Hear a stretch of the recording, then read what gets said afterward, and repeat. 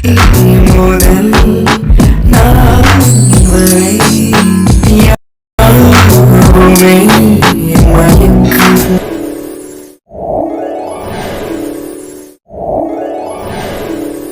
வாட்டமா இருந்தது. நான் வரும்போது அழுதுட்டு தான் இருந்தேன். மழுப்பாத கண்மணி, என்ன நடந்தது? மாப்பிள்ள உன்னை ஏதாவது சொன்னாரா? இல்ல பாட்டி. அப்புறம் என்ன ஆண்டி உனக்கு பிரச்சனை? சொல்லி தொலையா. கண்ணு முன்னாடி அழுதுட்டு இருக்கா, என்னன்னு கேட்டா எதுவும் இல்லைங்கிற. இப்ப மட்டும் நீ சொல்லல, நான் போய் உள்ள உன் மாப்பிள்ள கிட்டே கேட்டுருவேன். வேண்டாம் பாட்டி, அவர்கிட்ட ஒண்ணும் கேட்காத. அப்ப நீயே உண்மையை சொல்றியா? இல்ல அங்க போட்டுமா? திரும்ப கண்மணி, என்ன விஷயம்? எதுனாலும் என்கிட்ட சொல்லு. பாட்டி உன்ட்ட எப்படி சொல்றது எனக்கு தெரியல. எனக்கு ரொம்ப அசிங்கமா இருக்கு. அசிங்கமா இருக்கா? என்னடி உளற? என்னத்தை தான் பண்ணனே? என்ன விஷயம் சொல்லு. பாட்டி, கல்யாணம் ஆகி ஒரு வாரம் ஆச்சு. எங்களுக்குள்ள நடக்க வேண்டியது எதுவும் நடக்கல பாட்டி. அவரை நடக்கலன்னு சொல்லி ரொம்ப சண்டைப்படுறாரு. நான் ஒதுங்கி வந்தாலும் நடக்கணும்னு எதிர்பார்க்கறாரு பாட்டி.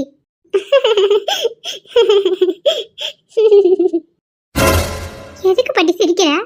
உனக்கு என்ன பார்த்தா காமெடியா இருக்கா? நீயே கிரிக்கின்னு நினைச்சேன். ஆனா இந்த அளவுக்கு முழு கிரிக்கியா இருப்பேன்னு நான் நினைச்சு கூட பார்க்கல கண்மணி.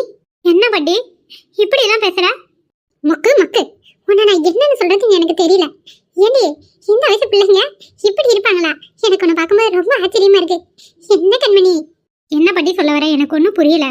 நான் உங்ககிட்ட சொல்லவே மாட்டேனே, நீ வற்புறுத்தினாலதான் நான் சொன்னேன். இப்ப நான் என்ன பத்தி நீ சிரிச்சிட்டு இருக்க? ஆமாடி, நீ சொல்றதா போய் சின்ன குழந்தைகிட்ட சொன்னா கூட சின்ன குழந்தை கூட கை தட்டி சிரிக்கும். பண்ணி வச்ச காரியம் எப்படி? ஏன் பாட்டி எனக்கு புரியல. ஓ, உன் மாப்பிள்ளைய நினைச்சு நீ சிரிக்கிறியோ? மாப்பிள்ளை தங்கமான மாப்பிள்ளை அடி கண்மணி. இந்த மாதிரி மாப்பிள்ளைய நானா இருந்தா கூட பிடிச்சிருக்க முடியாது. அந்த மாதிரி மாப்பிள்ளைய வச்சுக்கிட்டு இவ பண்ணி வச்சிருக்க காரியத்தை பாரு. என்ன பாட்டி உளறிட்டு இருக்கா? இந்த கண்மணி, எத்தனை படத்தை பாக்குறேன், எத்தனை பேரை நேர்ல பாக்குறேன். அவங்க வாழ்க்கையில என்ன நடந்துக்குன்னு கூட உன்னால குத்து மதிப்பா கூட கணிக்க முடியாதா? ஏன் நான் எதுக்கு கணிக்கணும்? உன்னை வச்சுக்கிட்டு மாப்பிள்ளை தம்பி எப்படி கடந்தல போறாரோ எனக்கு தெரியல. பாட்டி, உனக்கு நான் சொன்னது புரியலன்னு நினைக்கிறேன். எனக்கு நல்லா புரியுதுமா. உனக்கு தான் எதுவுமே புரிய மாட்டேங்குது. வாழ்க்கைனா என்னன்னு சுத்தமா புரியல. ஏன் பாட்டி, அவருதான் என்ன போட்டு பாடா படுத்துறாருன்னா நீயுமா? ஐயோ கிரிக்கி, பாட்டி உனக்கு ஒரு மந்திரத்தை சொல்லித்தரேன். அந்த மந்திரத்தை மட்டும் கப்புன்னு பிடிச்சுக்கிட்ட நீ நினைக்கிற மாதிரி எல்லாமே நடக்கும். என்ன பாட்டி உளர்ற? மந்திரனா? மந்திரவாதிக்கிட்டே எல்லாம் நான் வரமாட்டேன். எனக்கு பயமா இருக்குப்பா. கிரிக்கிங்கிறத அடிக்கடி ப்ரூவ் பண்ணிட்டு இருக்கிற நீ. சரி, என்னன்னு சொல்லு. உன் புருஷன் சொன்ன மாதிரி நடந்துக்கிறதுக்கு உனக்கு என்ன வலிக்குது சொல்லுடி. பாட்டி, நான் படிக்கணும். நான் ஃபைனல் இயர்ல இருக்கேன். எக்ஸாம் போயிட்டு இருக்கு. நீ என்ன அவருக்கு ஜாலரா போட்டுட்டு இருக்க? ஏண்டி ஒரு வாரம் ஆகி அந்த பையனை இப்படி பட்னி விடுறியே, உனக்கு எப்படி மனசாச்சு வருது? பாவம் அந்த மாப்பிள்ளை பையன். பாட்டி நீ போய் கிளம்பு, நீ போ வீட்டுக்கு போ. ஐயோ கடவுளே, உங்ககிட்ட எப்படிதான் சொல்றது? சரி, நான் நேரடியாக விஷயத்துக்கே வரேன். என்ன பாரு கண்மணி, மாப்பிள்ளை நீ சேர்ந்து வாழ்க்கை ஆரம்பிக்கிற வழியை பாருங்க. இன்னும் எத்தனை நாளுக்கு இப்படி தள்ளி போட்டுட்டு இருப்ப? இதெல்லாம் காலகாலத்தில் நடக்க வேண்டியது. 3வது வருஷம் போயிட்டேன், இன்னும் என்ன மேலே படிக்கவா போற? காலகாலத்தில் என்ன நடக்குமோ அது வாட்டுக்கு நடந்துட்டு நீ வாட்டுக்கு படி. சும்மா எல்லாம் தள்ளி விட்டுட்டு இருக்காத. மாப்பிள்ளையே இப்படி வாய் தண்ணி கேட்கற அளவுக்கு பண்ணி வச்சிருக்கே. ஆனா நான் என்னதான் சொல்றது? பாட்டி, உனக்கு என்ன பைத்தியம் முடிச்சிருச்சா? பைத்தியம்லாம் எனக்கு பிடிக்கலாமா? உனக்கு தான் வாழ்க்கைன்னா என்னன்னு தெரியாம பேசிட்டு இருக்க. இங்க பாரு பாட்டி, அவராட்டவே நீயும் பேசாத. நான் இப்ப திடீர்னு மாசம் ஆயிட்டேன்னு வச்சுக்கோ, நான் எப்படி பாட்டி காலேஜுக்கு போக முடியும்? யோசிச்சு பாரு, என் படிப்பு என்ன ஆகும்? அது மட்டும் இல்ல, உனக்கு தெரியாத ஒரு விஷயம் இருக்கு, அதை சொல்லட்டுமா? என்ன விஷயம்? இன்னும் காலேஜ் ஃபீஸ் கட்டாம அவங்க அம்மா அப்பாட்ட போய் கையை எதிர்பார்த்து நிக்கிறோம் பாட்டி. இந்த லட்சணத்துல எங்களுக்கு இன்னொரு குழந்தைக்கு இது வந்ததுன்னா நாங்க படுற கஷ்டத்தோட குழந்தையும் கஷ்டப்படும் பாட்டி. இந்த மாதிரி கண்மணி, நான் பாட்டி ஒன்று சொல்றேன், நல்லா கேட்டுக்கோ.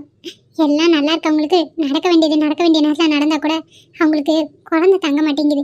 அப்படி இருக்கும்போது நீயே உன் வாழ்க்கையை தள்ளி தள்ளி போட்டுட்டு இருக்காதம்மா. மாப்பிள்ளை சொன்ன மாதிரி நடக்கிறது தன்னால நடக்கட்டும். வாயை முடிச்சு கப்பு சுப்பு நிறு, அதுதான் உனக்கு நல்லது. நீ என்ன சொன்னாலும் என்னால அதை நினைச்சு கூட பார்க்க முடியல. பாரு, ஒன்னே ஒன்று சொல்றேன், இப்படி இருந்தீனா உன் புருஷன் வேற ஒருத்தையை தேடி போயிட்டே இருப்பான். அப்படிதான் சொல்லிட்டேன். பாட்டி, ஆமாடி, பின்ன அந்த மனுஷன் எத்தனை காலத்துக்கு கட்டின பண்ணாட்டி பக்கத்துல வச்சு தள்ளி தள்ளி போயிட்டு இருப்பாரு.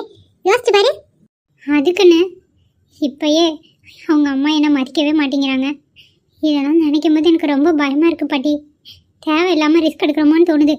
ஐயோ கடவுளே, இதுக்கு மேலே நான் எப்படிதான் சொல்லி புரிய வைக்கிறது எனக்கு தெரிய மாட்டேங்குது. இங்க பாரு, முதல்ல மாப்பிள்ளையும் நீயே சேர்ந்து முதல்ல இருக்க ஏற்பாடு பண்ணி வாழ்க்கையை தொடங்குற வழியே பாருங்க. அப்படிதான் நான் சொல்லிட்டேன். இதுக்கு மேலே உன் விருப்பம். ஆனா ஒண்ணு, வேணான்ட்டு சொல்லிட்டு இருந்தீனா மாப்பிள்ளை வேற ஒருத்தி தேடி போயிடுவாரு. அப்புறம் நீ தூரத்துல நின்று பார்த்து சிரிச்சுக்கிட்டு இருக்க வேண்டியதை பாத்துக்கோ. இப்படியெல்லாம் நடக்காது பாட்டி. நீ நடக்காதுன்னு சொல்றீல, ஒரு வேலை நடந்துச்சுன்னா என்ன பண்ணுவ? நினைச்சு பாரு, நீ நீ உன் புருஷனா வேணாம் வேணான்னு தள்ளி தள்ளி வைக்கிற. உன் புருஷன் இவ சரிப்பட்டு வரமாட்டான்னு வேற ஒருத்தி எவளாவது அதுக்கு சரிப்பட்டு வந்தானா உன் புருஷன் அவ கூட போயிடுவான். நீ இப்படி நின்று முடிச்சுக்கிட்டே இருக்க வேண்டியதான். பாட்டி பாரு கண்மணி, இப்பயே உன் மாமியாருக்கு ஒன்று பிடிக்கவே மாட்டேங்குது. இதுதான் சாக்குனே. அது ஏதாவது ஒரு பிரச்சனையை தூண்டி விட்டுச்சுன்னா உன் புருஷன் அவங்க அம்மா பக்கம் சாஞ்சிடும். வாழ்க்கை உங்க கையில் இல்லை, பார்த்துக்கோ.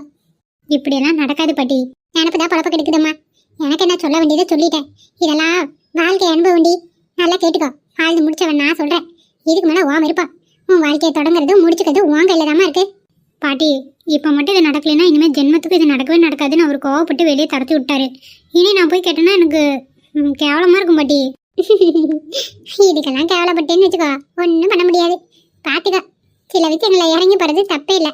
போ பாட்டி. நானே வேணாம்னு சொல்லிட்டு நீ நானே போய் பேசினேன்னா ஐயோ என்ன நினைப்பாரு என்ன?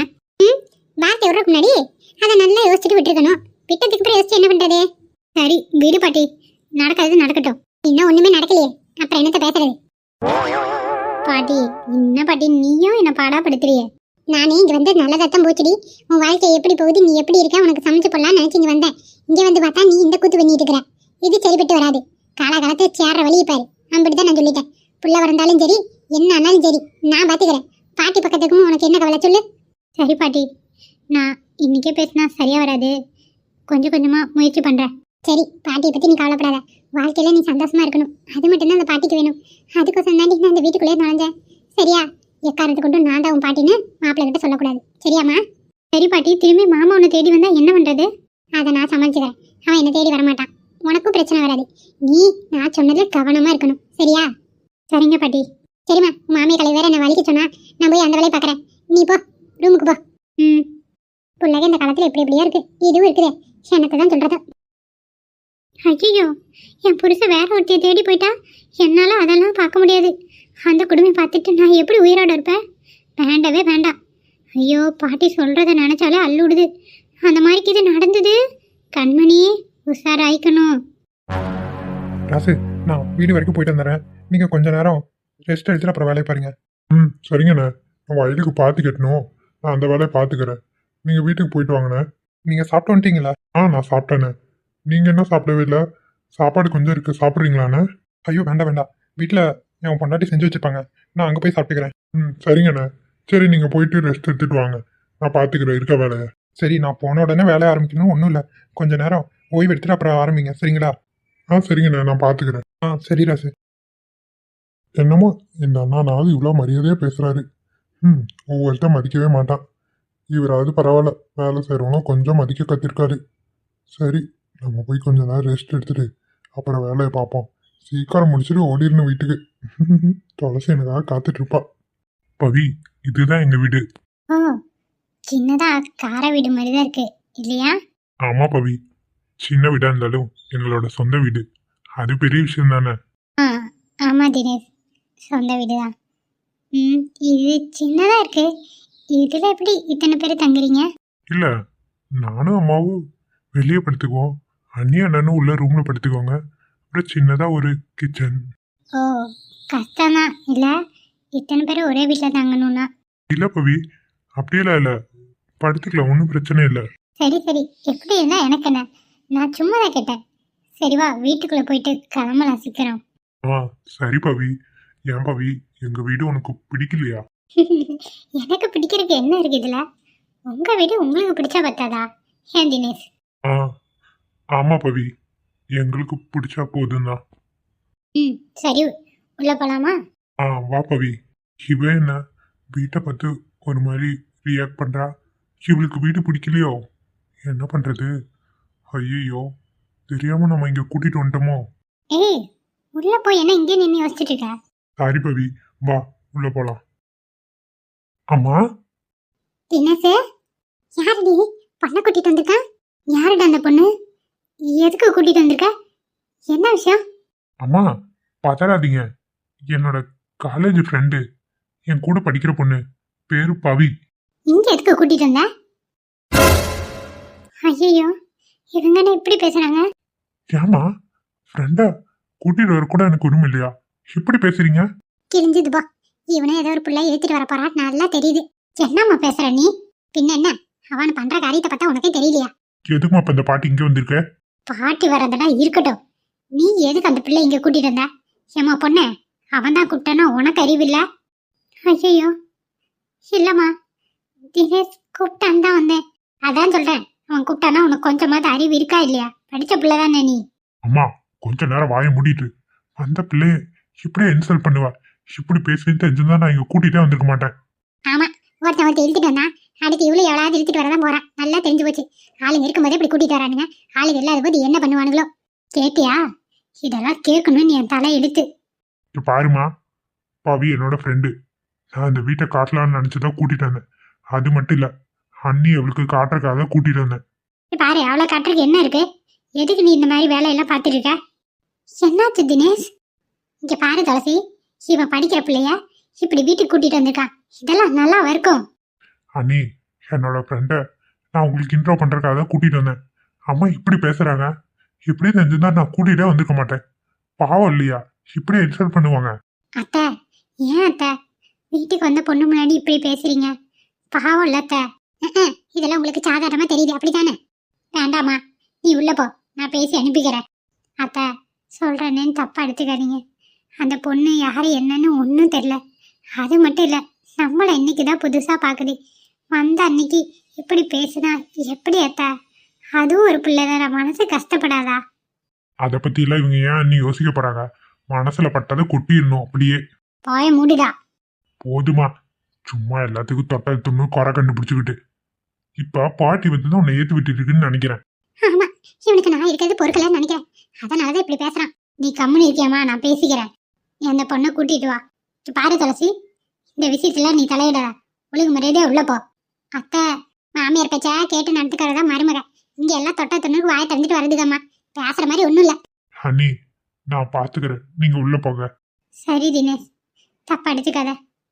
பரவாயில்ல அண்ணி, உள்ள போங்க. அவ உள்ள போறது இருக்கட்டும், நீ முதல்ல இவளை கூட்டிட்டு வெளியே போ. தினேஷ், நான் வீட்டுக்கு கிளம்புறேன். தப்பா எடுத்துக்காத பவி. எங்க வீட்டுல எப்படி இருப்பாங்கன்னு நான் நினைச்சு கூட பார்க்கல. உன்னை கூட்டிட்டு வந்து கஷ்டப்படுத்திட்டேன். வா, உன் கூட நானும் வரேன். இல்ல பரவாயில்ல, நான் போய்க்கிறேன், நீ இரு. பவி, வேண்டாம் தினேஷ், நான் கிளம்புறேன். ச்சே, இப்படி வந்து அசிங்கப்படுத்துறாங்களே, என்ன ஆளுங்களோ. இந்த பாட்டி வந்திருந்ததே எல்லாம் இப்படி நடக்குது. பவி சாரிடி. ஆனா ஒண்ணுமா, நீ ரொம்பவே மாறிட்ட. முன்ன மாதிரி நீ கிடையாது. வீட்டுக்கு வந்தா உன்கிட்ட எப்படி நடந்துக்கணும் கூட உனக்கு தெரியலல்ல. இப்படியே இருந்துக்கோ. சே, எனக்கு தெரியும் எப்படி நடந்துக்கணும்னு. அண்ணி, நான் வெளியே கிளம்புறேன். இப்ப சனாடா வந்தா அதுக்குள்ள போறாங்கற. முன்னாடி ஒருத்தி போயிருப்பா, நான் அந்த பக்கம் நிக்கிறேன், நீ வானு. அதனால பின்னாடி ஓடுறான் போல. பாட்டி, உனக்கு அவ்வளவுதான் மரியாதை. ஒழுங்கு மரியாதை வாயை முடிக்கிட்டு இருந்துரு. பெரியவங்கிட்ட எப்படி பேசணும் கூட தெரியல. என்னத்தை தான் பையனை வளர்த்து வச்சிருக்கியோ. போதுமா போதுமான்னு. ஷோ கடவுளே, இது வீடா நரகமான்னு தெரியல. ஏன் தான் இங்க இருக்கோன்ட்டு இருக்கு. பாவம் அந்த பொண்ணு இங்க வந்து இப்படி அசிங்கப்பட்டுட்டு போகுது. துளசி உள்ள போ நீ.